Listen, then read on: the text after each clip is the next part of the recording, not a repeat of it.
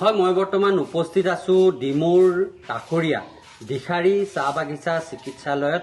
আৰু এইখন একমাত্ৰ চিকিৎসালয় যিখন চিকিৎসালয়ত ডিমৌৰ আশে পাশে যিমানসমূহ চাহ বাগিচা আছে সেই সময়ৰ এইখন একমাত্ৰ চিকিৎসালয় আছিল য'ত শ্ৰমিকে চিকিৎসাৰ সুবিধা পাইছিল। আৰু কেৱল মাত্ৰ ইয়াত সাধাৰণ চিকিৎসাই হৈছিল তেনে নহয়, এইখন চিকিৎসালয়ত সেই সময়ত আচলতে ইয়াতে অস্ত্ৰোপচাৰৰ দৰে কাৰ্যও ইয়াতে কৰিবলৈ সক্ষম হৈছিল।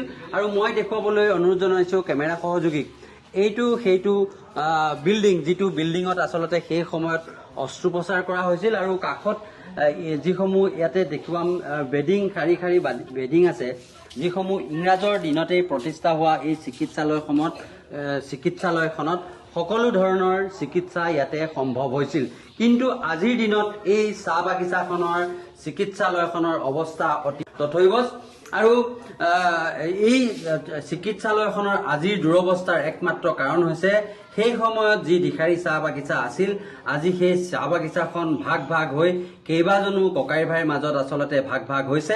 আৰু যাৰ ফলত কোনো এজনে চিকিৎসালয়খনৰ প্ৰতি গুৰুত্ব আৰোপ নকৰাৰ ফলত চিকিৎসালয়খনৰ অৱস্থা অতি তথৈবচ হৈছে। আৰু ইয়াৰ চাহ শ্ৰমিকসকলে চিকিৎসা সুবিধাৰ পৰা বঞ্চিত হ'বলগীয়া হৈছে। আমাৰ সৈতে এজন ব্যক্তি আছে, যিজন ব্যক্তিয়ে সেই সময়ত নিজ চকুৰে আচলতে দেখিছিল এই চিকিৎসালয়খনত কেনেকুৱা ধৰণৰ সুবিধাসমূহ উপলব্ধ হৈছিল। অকণমান কওকচোন, কেনেকুৱা সুবিধা ইয়াত আছিলে?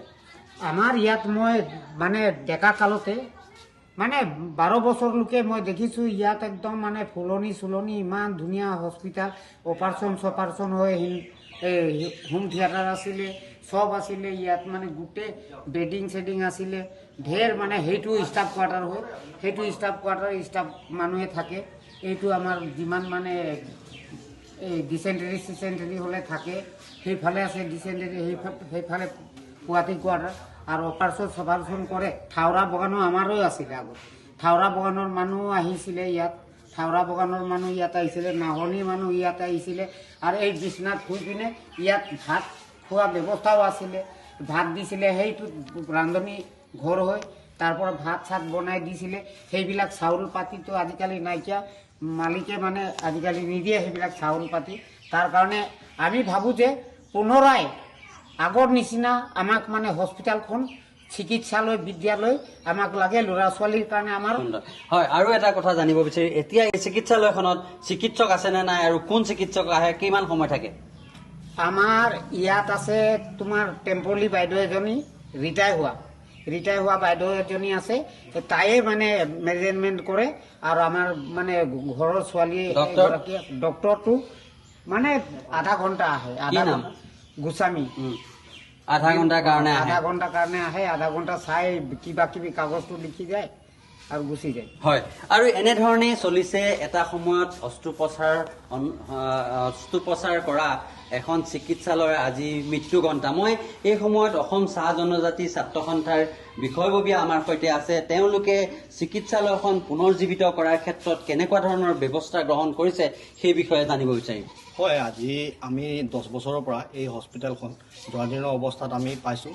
আৰু আমি বাৰম্বাৰ এই হস্পিটেলখন পুনৰ আগৰ অৱস্থালৈ ঘূৰাই আনিবলৈ আমি বাৰে বাৰে দাবী জনাই আহিছোঁ বাগিচা কৰ্তৃপক্ষই। কিন্তু বাগিচা কৰ্তৃপক্ষই সম্পূৰ্ণৰূপে যি শ্ৰমিক আইন আছে সেই আইনখন উলংঘ কৰি বাগিচা পৰিচালনা কৰি আছে, হস্পিটেলখন পৰিচালনা কৰি আছে। প্ৰতি 500 শ্ৰমিকৰ এগেইনষ্টত এজন চিকিৎসক হ'ব লাগে, এগৰাকী GNM নাৰ্ছ হ'ব লাগে, দুগৰাকীকৈ ANM নাৰ্ছ হ'ব লাগে। আমি দেখা পাইছোঁ এই হস্পিটেলখন আজি প্ৰায় 10 বছৰ হ'ল এনেকৈ জৰাজীৰ্ণ অৱস্থাত আছে। ইয়াত কোনো ধৰণৰ ডক্টৰ নাই, GNMৰ নাৰ্ছ নাই, ANM নাৰ্ছ নাই, ইয়াত সহকৰ্মী নাই তেওঁলোকৰ। হস্পিটেলখন এনেকেই আছে। আৰু আমি বিভিন্ন সময়ত এই হস্পিটেলখন জৰাজীৰ্ণ অৱস্থাৰ পৰা আমি উদ্ধাৰ কৰিবলৈ আৰু ইয়াত এজন চিকিৎসক তথা GNM নাৰ্ছৰ নিযুক্তি কৰিবলৈ আমি দাবী জনাই আছোঁ। কিন্তু কাৰ্য ক্ষেত্ৰত সেয়া হৈ উঠা নাই। হয়, ধন্যবাদ জনাইছোঁ। আৰু এখন চিকিৎসালয়ত দেখুৱাইছোঁ যিখন চিকিৎসালয় ইংৰাজৰ দিনতে স্থাপন হৈছিল, কিন্তু আজি সেই চিকিৎসালয়খনৰ অৱস্থা অতি তথৈবচ। আৰু মই যি স্থানত উপস্থিত আছোঁ এই দিখাৰী চিকিৎসালয়ৰ পৰা ডিমৌ আদৰ্শ চিকিৎসালয়লৈ দূৰত্ব প্ৰায় 15 কিলোমিটাৰ। যদিহে এই চিকিৎসালয়ৰ অধীনত থকা কোনো বাগিচা কৰ্মচাৰী জৰুৰীকালীন অৱস্থা চিকিৎসকৰ প্ৰয়োজন হয়, তেতিয়াহ'লে ইয়াৰ পৰা 15 কিলোমিটাৰ দূৰত থকা নিলগত থকা ডিমৌ আদৰ্শ চিকিৎসালয়লৈ লৈ যাবলগীয়া হয়। গতিকে ইয়াৰ স্থানীয় ৰাইজ দল সংগঠনে দাবী জনাই আহিছে যে অতি পুৰণি এই চিকিৎসালয়খন পুনৰ সেই অৱস্থালৈ উজ্জীৱিত কৰি চিকিৎসালয়খন সজীৱ কৰি তুলিবলৈ।